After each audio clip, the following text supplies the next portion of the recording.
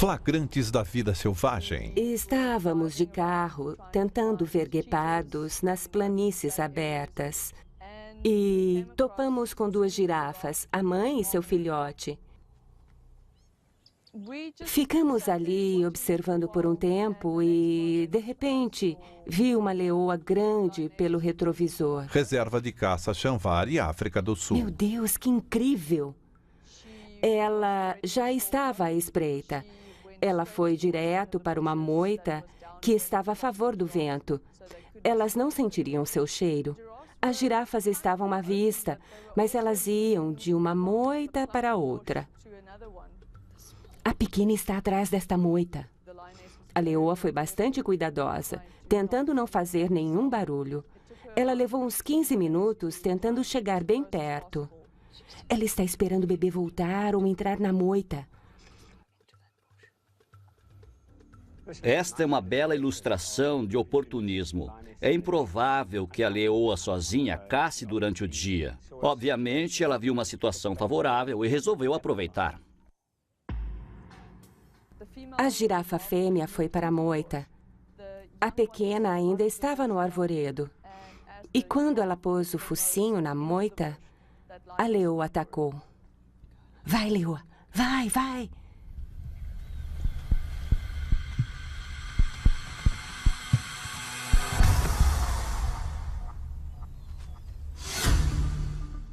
De repente, ela saltou. Ela as levou para o campo aberto enquanto corriam, e o filhote até tentou chutar a leoa, o que, na verdade, a ajudou a agarrar o bebê pela barriga, e aí ela o derrubou. Elas desapareceram atrás de umas moitas e tivemos que nos mover. Chegando lá, o filhote já estava no chão. Uns 5 minutos depois, outra leoa chegou na área e ajudou a sufocar a girafa. Elas basicamente se revezaram. Demorou uns 15 minutos para as leoas sufocarem a girafa. Minha nossa, estou tremendo. Nem consigo segurar a câmera. Normalmente, leões não atacam animais grandes sozinhos. Mas a fêmea era um dos membros mais fortes do bando. Ela era velha e sabia o que fazia. Era muito forte e tinha a estratégia certa. Foi incrível ver sua força total. Foi bem triste. Depois, quando ficamos vendo a mamãe girafa, ela circulava pela área onde o filhote estava caído. Naquela noite, voltamos e vimos que o resto do bando também estava lá. No dia seguinte, não tinha sobrado nada do filhote, só ossos. Uma girafa sozinha, tendo um bando de leões perto, não é muito seguro. Aí a girafa voltou para o rebanho. Antes disso, desta matança, eu só tinha visto algo assim na TV. Isto não acontece na vida real, não com você, no seu trabalho. Mas aconteceu e foi uma sorte ver isso. Soubemos que uma região estava cheia de animais. Vimos hienas perseguindo um búfalo e achamos que ele fosse passar direto por nós. No último segundo, ele nos olhou e eu vi que ia nos atingir. Nossa, meu Deus! Ele bateu em nós a toda. O jipe todo tremeu. Aí ele continuou ainda perseguido pelas hienas. Elas o pegaram. Meu Deus! Pudemos ver as costas do búfalo sangrando.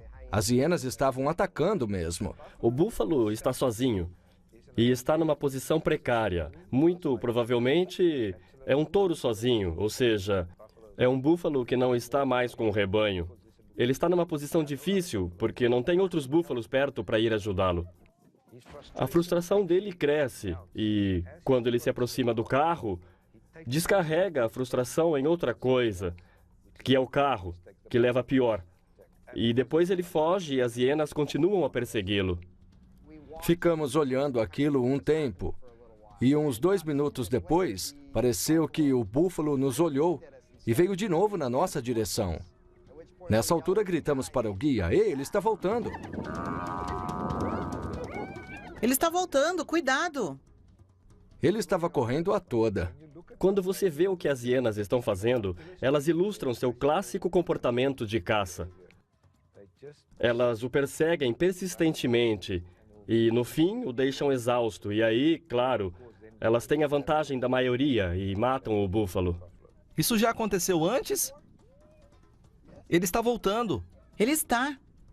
De início, ficamos empolgados. Esta era uma coisa na lista do que queríamos ver. E até esse momento não tínhamos visto uma interação de predador e presa. A pior parte foi o medo que sentimos quando o búfalo bateu em nós. Meu Deus! Foi um choque de realidade ver que fazíamos parte disso. Nossa! Eu aprendi com esta experiência que animais selvagens são isso, selvagens. E se você subestima, eles mostram que são selvagens. Ele está voltando, está vindo.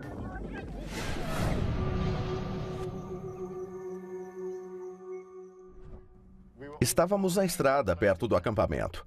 Vimos uma impala sozinha ao lado da estrada e vimos de cara que algo estava acontecendo. Depois de alguns minutos, vimos que ela estava parindo.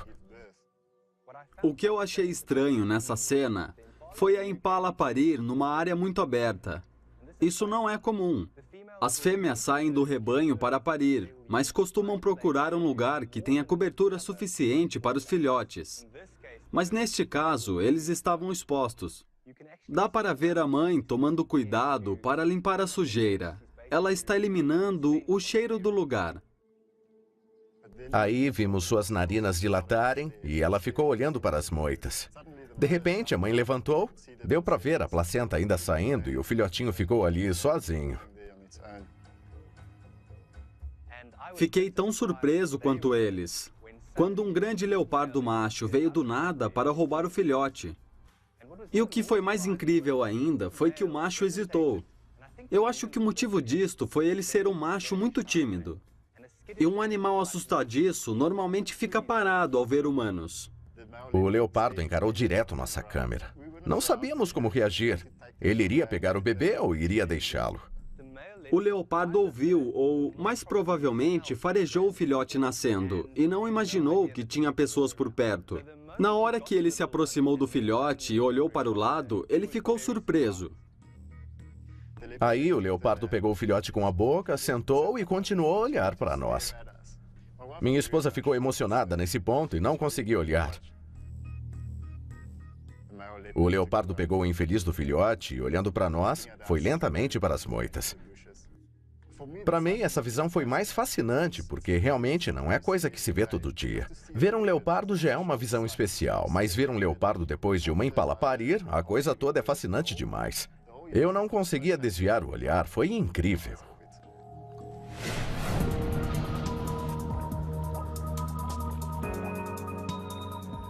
Alimentar peixes é uma prática comum que pode resultar em cenas incríveis. Mas é extremamente perigosa e pode desorganizar ecossistemas inteiros. Eu estava nas Maldivas e fomos mergulhar até um naufrágio e o Dive Master assumiu sua posição no naufrágio e começou a tirar peixes da sacola. E as arraias vieram se alimentar. Também vieram garoupas enormes.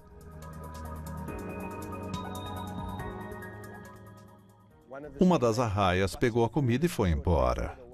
E como sua boca é muito pequena e os peixes eram grandes, ela não conseguiu segurar e o peixe caiu. Ela ganhou outro e o levou até o convés do navio e formou como que um domo sobre sua boca. As arraias fazem parte dos peixes cartilaginosos. Seu esqueleto é inteiramente feito de cartilagem e você vê que os olhos ficam no alto do corpo delas, mas a boca e as guelras ficam na parte inferior do corpo. E elas não têm uma boca que seja capaz de dar mordidas. Mas, em geral, o que elas têm é um pequeno dente redondo que esmaga e tritura a presa e que não arranca pedaços dela. Com certeza ela sabia o que estava fazendo quando pegou o peixe e o levou para o fundo. Elas usam o fundo do mar para firmar a presa quando vão consumi-la. Assim, não precisam segurá-la e comer ao mesmo tempo.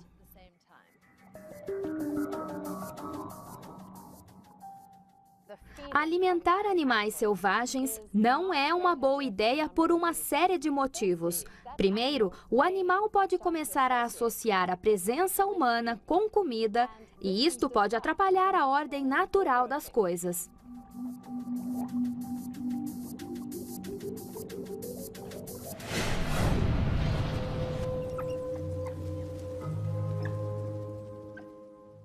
Estávamos na estrada e o guia ouviu pelo rádio que tinha uma matilha de mabecos.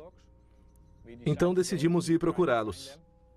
Quando chegamos lá, vimos os filhotes brincando ao redor do veículo, mas não vimos que faltavam 2 deles.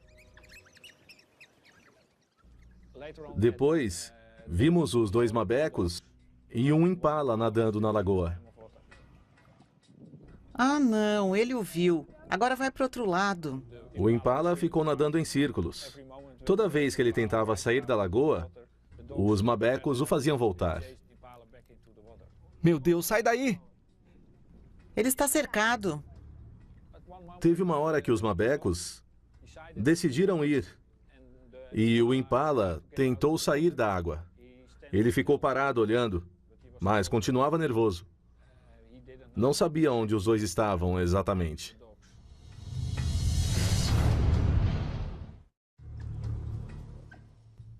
A matilha voltou inteira para o lago, 8 adultos e 6 filhotes.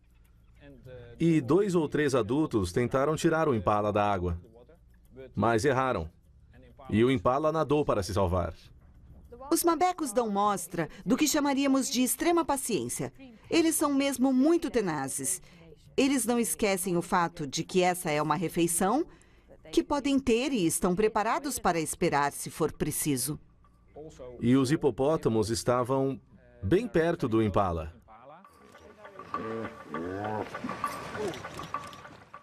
Estávamos muito empolgados no veículo, inclusive o guia.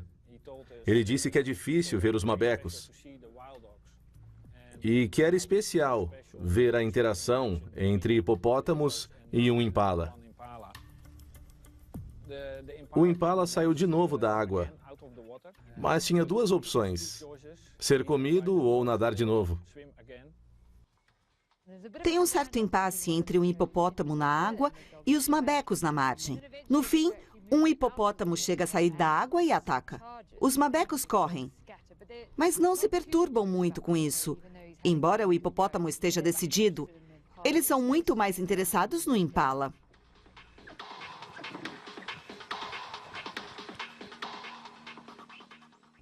Mabecos com frequência abatem animais muito maiores do que eles. Mas quando se trata de herbívoros como rinocerontes, elefantes e hipopótamos, a chance deles é pequena e eu nunca vi ou soube de qualquer caso em que mabecos abateram esses animais. Assim, esse fascínio que eles têm pode ser apenas um meio de testar suas habilidades, de brincar um pouco. O impala tinha 2 opções: morrer afogado ou ser comido pelos mabecos. Mas ele preferiu nadar para se salvar. Teria sido uma oportunidade excelente, enquanto o hipopótamo distraía os mabecos para o impala aproveitar. Mas ele parecia já estar exausto. O hipopótamo os atacou. Depois soubemos por outros guias que o impala se afogou, boiou até a margem e os mabecos o pegaram. Ganharam comida para eles e para os filhotes.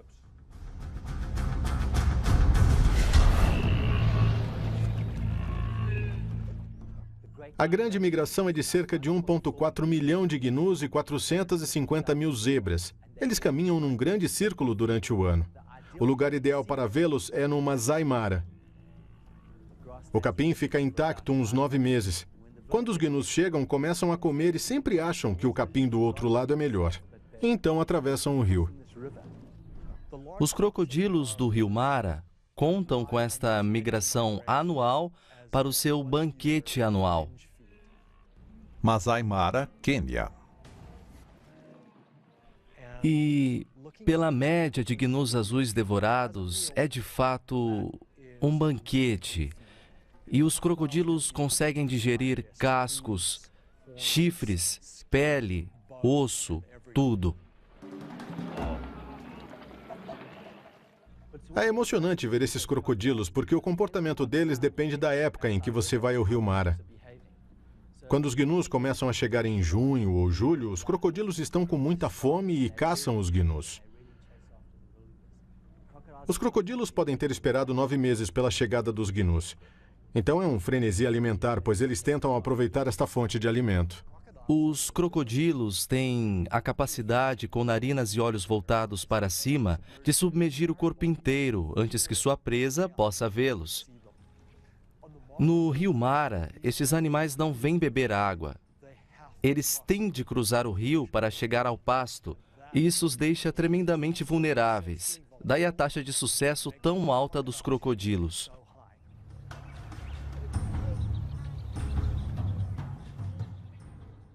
O crocodilo do Nilo tem uma armadura excepcional.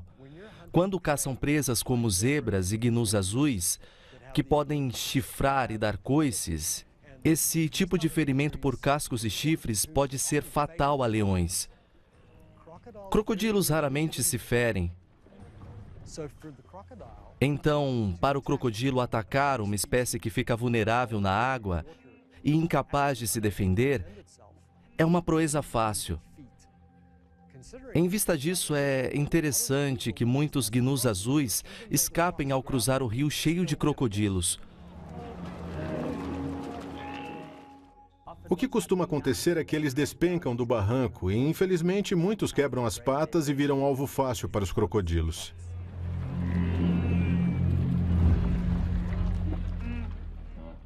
Eu fico a uma boa distância, sentado por horas a fio e deixo o curso natural da vida selvagem ocorrer.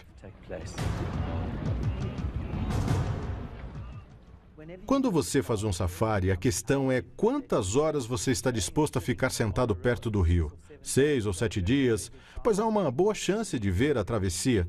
E a travessia é uma das cenas mais dramáticas da África que eu já vi.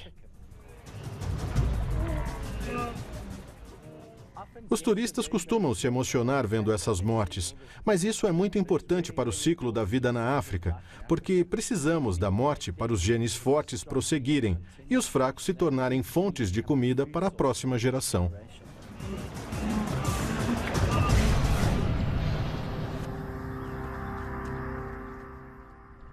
Duas amigas e eu visitamos o Kruger e vimos 2 belos leões bem à nossa direita. Parque Nacional Kruger, África do Sul. Logo depois, notamos uma búfala e seu filhote andando à nossa esquerda. Nossa reação imediata foi: ah, não. Em segundos, o enorme leão estava na frente do carro, espreitando a búfala e o filhote.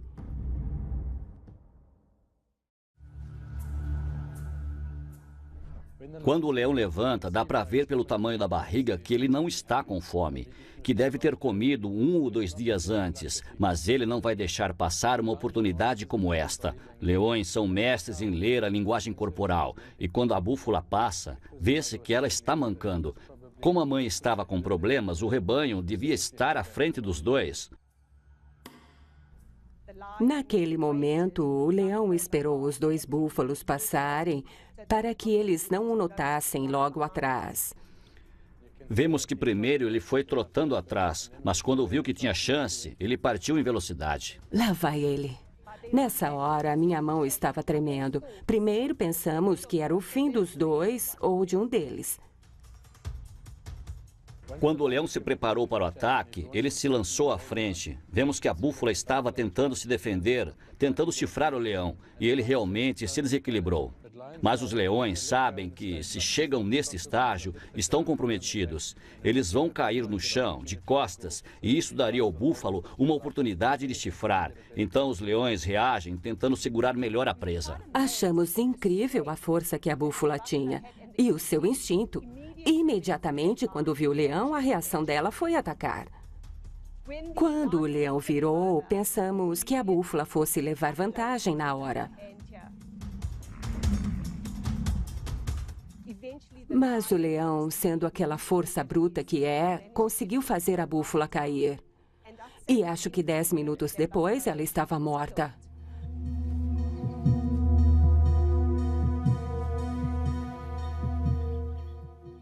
Nós nos concentramos na búfala sendo morta.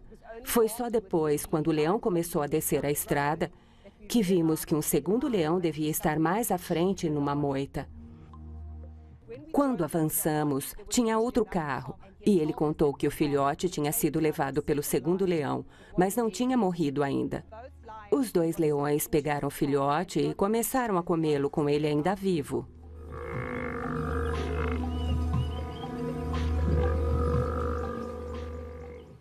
O junco estava alto e não deu para ver bem o que se passava, mas dava para ouvir. Nem consigo descrever os sons, era de partir o coração. Ficamos ali sem acreditar no que estávamos ouvindo. Gritos, era um lamento horrível. Achávamos que os leões matavam a presa antes de comê-la, mas não foi assim.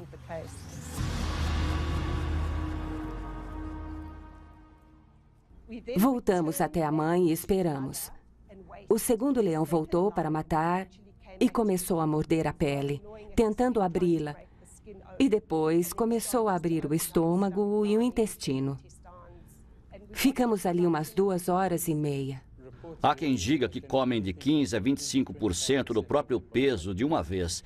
25% de um macho adulto seria uns 40 quilos. Mas, claro, depois de comer, eles procuram um lugar com sombra e não comem nada por uns 2 dias. Eu nunca presenciei nada assim. E não achava que um dia iria presenciar, mesmo eu visitando o parque regularmente.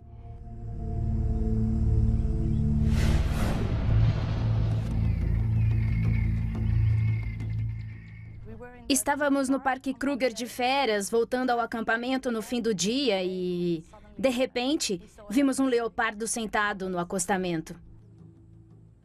Eu disse ao meu amigo para voltar e ele disse não. Nós o vimos sentado no capim, numa posição como se fosse agarrar algo. Vimos 2 galinhas d'Angola comendo e elas não viram o leopardo sentado no capim. Meu amigo disse, não pare de filmar, não pare. Não, pegou! Vemos a clássica técnica de emboscada do leopardo, que é uma fêmea adulta sentada ao lado de uma trilha e uma galinha d'Angola indo na direção dela. Leopardos não hesitam em apanhar aves e galinha d'Angola com certeza é uma que eles gostam. Galinhas d'Angola são aves de chão. Elas só voam se estão em perigo ou quando empoleiram à noite. Por isso o leopardo tem de ser preciso. Não pode saltar cedo demais ou ele não vai alcançar a galinha d'Angola. E se esperar muito, a galinha poderá vê-lo. Mas nesse caso, ele acertou em cheio. E a gente vê a força das patas traseiras que lhe dão a altura necessária para pegar a ave no ar. Se o leopardo tivesse dado uns passos antes de saltar, a galinha d'Angola provavelmente teria escapado. Eu tremia e filmava ao mesmo tempo. Quando o leopardo pulou no ar e pegou a galinha, apenas voaram. Eu não sabia que o leopardo era tão veloz. A melhor tática para a galinha d'Angola, quando ela corre perigo, é subir reto. O leopardo vai na direção errada e ele tem que esticar a pata para pegar a ave. Meu Deus! A natureza é imprevisível. Eu fiquei fascinada quando aquilo aconteceu. Achei que foi uma ocasião única na vida. Acho que nunca mais verei isso. Quando o leopardo apanha a ave, acabou. É uma morte rápida com uma mordida na cabeça. Depois do ataque, as outras galinhas d'Angola dão um alarme. Então foi muito azar da galinha d'Angola, mas com certeza uma boa caçada para o leopardo.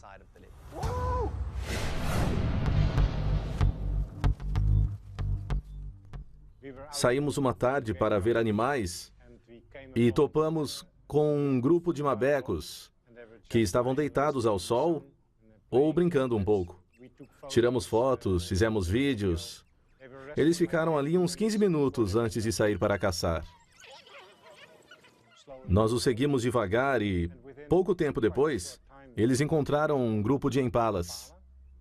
Os impalas se espalharam em todas as direções. Os mabecos foram atrás.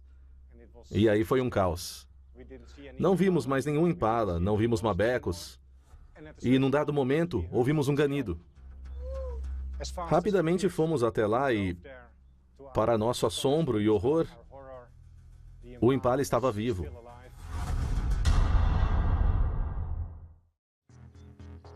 O mabeco estava comendo as entranhas do impala.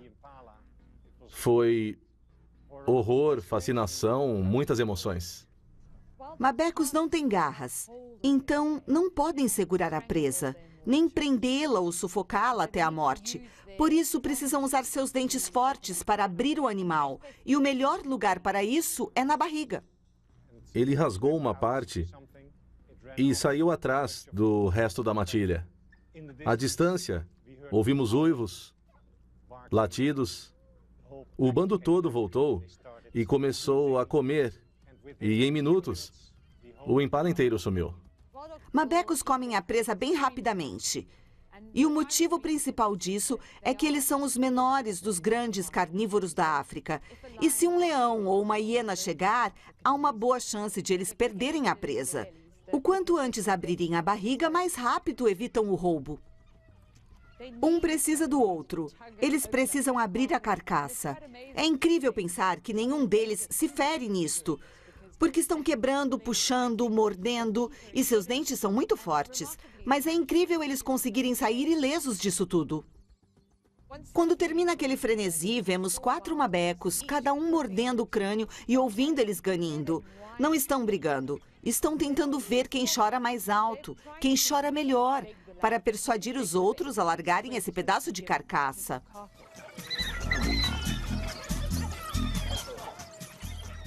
Depois de ver o que tínhamos visto, essa cena já não foi tão repulsiva. Mabecos podem causar grandes danos entre si e se realmente brigarem por pedaços de carcaça. Por isso, eles recorrem a um tipo de interação social que trata de evitar a violência, mas conseguir o que se quer. De certa forma, foi bonito ver como a natureza é eficiente. Ver os mabecos em poucos minutos não deixarem nada do impala, comerem tudo. Mas também ficamos meio horrorizados. Você se pergunta, eu quero ver isto? Por outro lado, tem o fascínio. Eu devo ver isto. É uma chance única na vida ver uma coisa assim. Eu achava que eles pareciam cachorrinhos, mas mudei de ideia. Estávamos procurando leopardos naquela manhã e ouvimos pelo rádio que tinha um gnu na lagoa com um crocodilo grudado na cara dele. Enquanto o gnu se debatia, afundava cada vez mais na água sempre que pulava. O hipopótamo apareceu pelo lado direito, como que para investigar. A primeira coisa que pensamos foi que o hipopótamo ia tentar afastar o crocodilo do gnu. Só que o hipopótamo mordeu o gnu. E ele deve ter morrido segundos depois. E o hipopótamo começou a brincar com ele, o levantando e soltando, e o crocodilo grudado no gnu.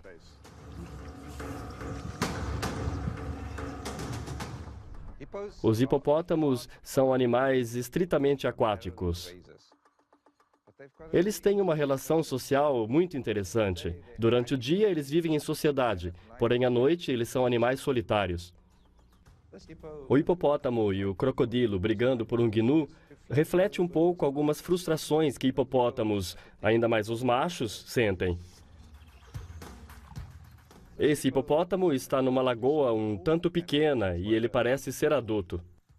Na sociedade deles, ele deve ter sido expulso do rio onde estão os machos dominantes e pode até ter tido uma briga recente.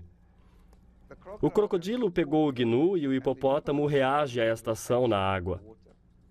Mas em vez de atacar o crocodilo, que é o que muitos esperariam, o seu alvo é o gnu.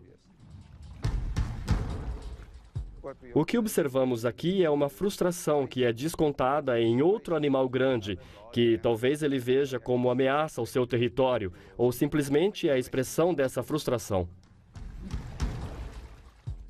Os 3 animais se movimentaram na lagoa por 1 hora, juntos na água. Claro que o gnu estava morto, ele só estava boiando. E o hipopótamo ficou mergulhando e o erguendo no focinho. Depois o largava até que perdeu o interesse e aí saiu. O crocodilo foi até a margem com a carcaça. Ver uma coisa dessas, que talvez outras pessoas nunca vejam na vida, ou que nunca mais verão, é algo que mantém o seu interesse no que faz, e você acha um privilégio ver algo assim.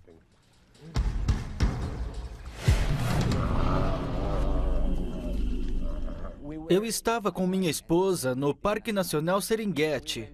Saímos de manhã e, de repente, vimos um leão e um búfalo. Dissemos, nossa, eu acho que ele vai atacar o búfalo.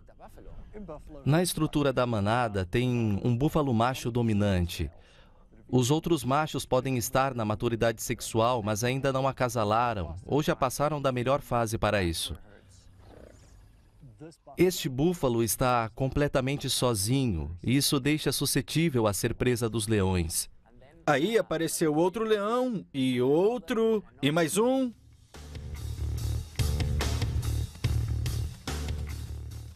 No final, eram 11 leões contra um só búfalo.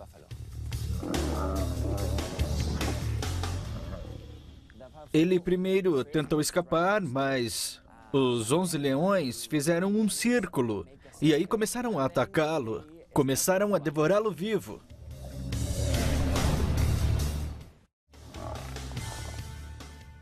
Os leões se aproximam e atacam o lombo do búfalo, atacam sua espinha inferior. Essas são as áreas onde vão causar muito estrago, enfraquecendo o búfalo, até ele cair no chão e eles o matarem. Ao subir nas costas dele, pondo o peso nele, tentando morder ao longo da espinha, eles podem partir a coluna e enfraquecer o animal. Finalmente, os leões deitaram o búfalo no chão. E nós pensamos que ele já era, que ele iria durar só mais uns minutos. Mas então o búfalo ficou de pé de novo. Nós pensamos, nossa, que búfalo valente. É incrível resistir ao ataque dos leões.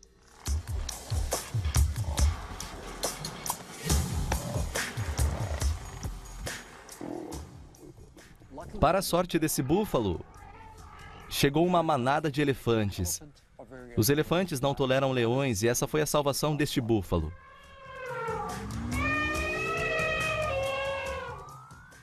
Os elefantes estavam a meio caminho entre os leões e o búfalo. Se um leão tentasse se aproximar do búfalo, os elefantes evitariam isso, atacando os leões. Ficamos pasmos, porque eu achei que essa situação era incrível. Eu não esperava ver elefantes atacando leões. Se não fosse pela manada de elefantes, este búfalo estaria morto. Não tem como, vendo o estrago que os leões fizeram e a habilidade com que caçam, ele sobreviver ao ataque de outro modo.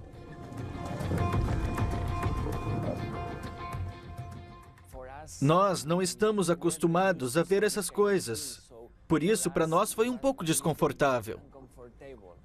Foi a primeira vez que vimos essa situação. E por isso foi especial.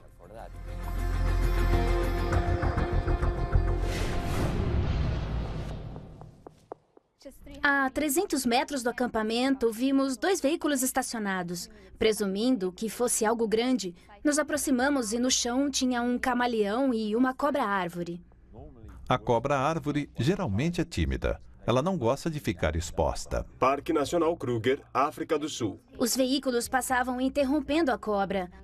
Ela voltou para o mato e se ergueu cerca de 1 metro, observando a presa. Essa cobra tem uma visão muito boa. Ela tem olhos redondos grandes e enxerga muito bem, e ela provavelmente viu o camaleão atravessando a estrada e quis atacar. Eu fiquei na expectativa e também senti a adrenalina.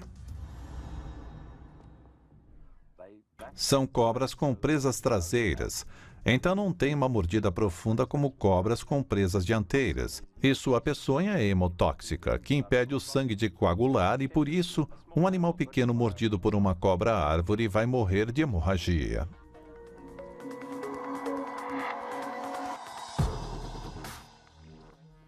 se o camaleão não estivesse no asfalto, teria ficado menos visível para a cobra-árvore.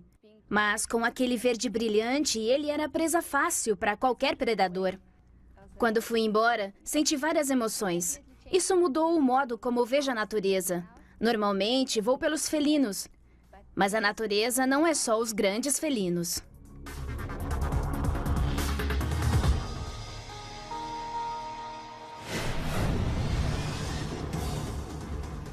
O tubarão branco embosca a vítima por baixo. Mas na batalha pela sobrevivência, esta foca se contorce e evita os dentes afiados. Desta vez, o mais fraco venceu.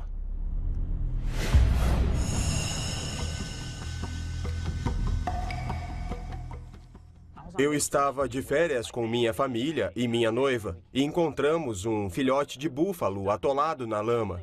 Algo estava errado e nosso guia logo avistou. É como areia movediça. E o está sugando. Esta é uma cena bem comum na África. Os animais vão até a água e aí ficam presos na lama. E a mãe ficou firme ao lado do filho, mas não conseguiu tirá-lo da lama. Ele estava preso e as hienas estavam se aproximando.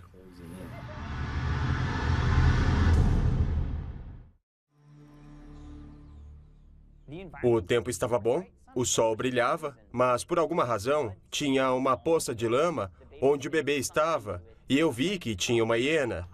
Tudo bem, mas de repente tudo mudou. Ah, não quero ver isto. A hiena percebeu que o búfalo estava preso, não conseguia sair e de repente a mãe se virou e a hiena veio e tentou puxá-lo de lá. De repente, ele estava de pé, e nós achamos que o rapazinho talvez pudesse se safar.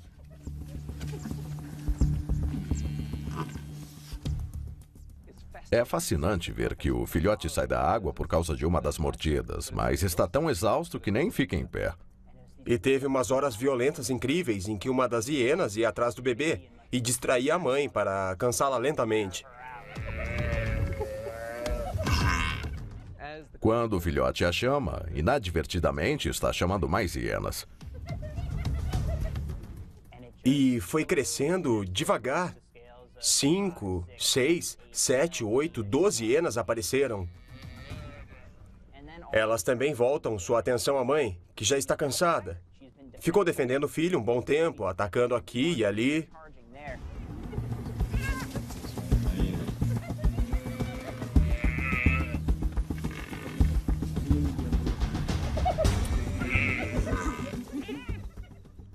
Quando o número de hienas aumentou, elas puderam afastar a mãe do filho. E foi nessa hora que elas começaram a rir.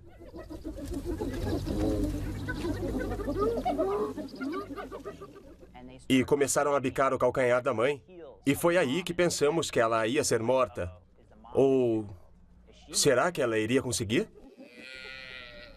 Elas usaram a tática de machucar o filhote e, quando seu número aumentou, elas mudaram o jogo, deixando a mãe se afastar. Elas são metódicas. É uma máquina metódica de caça em grupo. Ficamos lá olhando e foi duro. Foi duro ver isso. Estamos na natureza. Estamos vendo o que acontece para um grupo de animais sobreviver. As hienas são predadores muito eficientes. Têm mais sucesso em terminar de matar depois que começam do que um leão, por exemplo.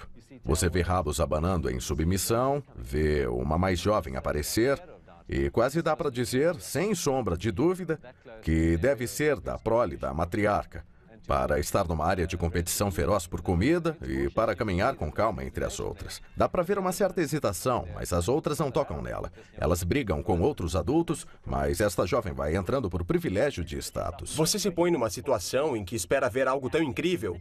A viagem sem isso já seria bonita. Mas eu acho que temos um momento duradouro que moldou o modo como eu encaro a natureza.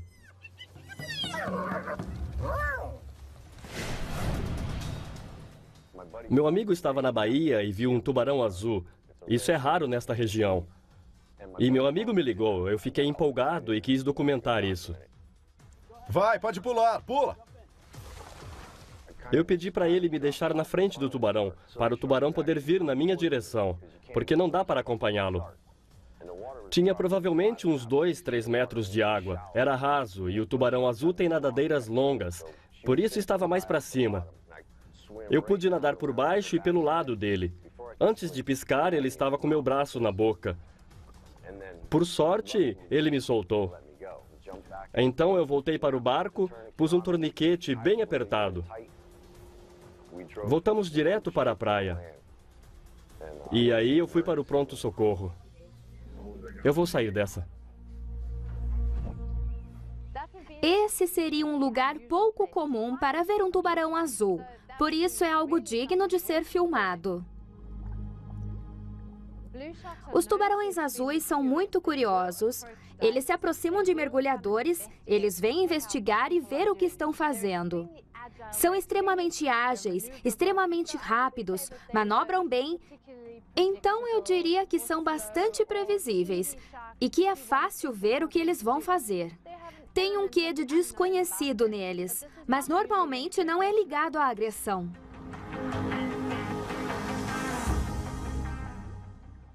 Existem muitas operadoras que fazem turismo e ecoturismo com tubarões azuis.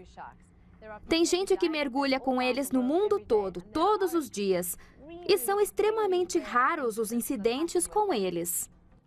É muito importante para mim dizer que não foi um ataque de tubarão. Foi apenas uma mordida. Foi um ataque provocado. Eu entrei em sua zona de ataque várias vezes.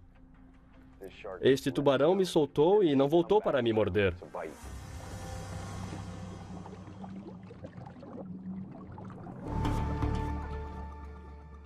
Quando ele me mordeu, numa fração de segundo, me veio um pensamento. Eu pensei, que tubarão mais lindo! Ele era azul, um tubarão de um azul muito intenso. Ele era incrível. Um animal incrível. O tubarão azul é um dos tubarões mais bonitos do mundo. Ele é gracioso, carismático, muito fotografado pelas pessoas e tem de fato um incrível apelo estético. Eu tive muita sorte de não perder o braço. Foi um corte bem feio perto da artéria. Tenho mobilidade total do braço. Depois de pouco mais de um mês, tinha cicatrizado bem. Esta mordida, com certeza, não me impediu de querer voltar e filmar tubarões. Eu faço isto. É meu serviço normal. Aceito a responsabilidade. E acabei voltando para a água um mês depois. E conseguimos ver um tubarão-martelo enorme. Eu me senti bem na água naquele dia com o tubarão e foi uma sensação boa estar junto com eles novamente.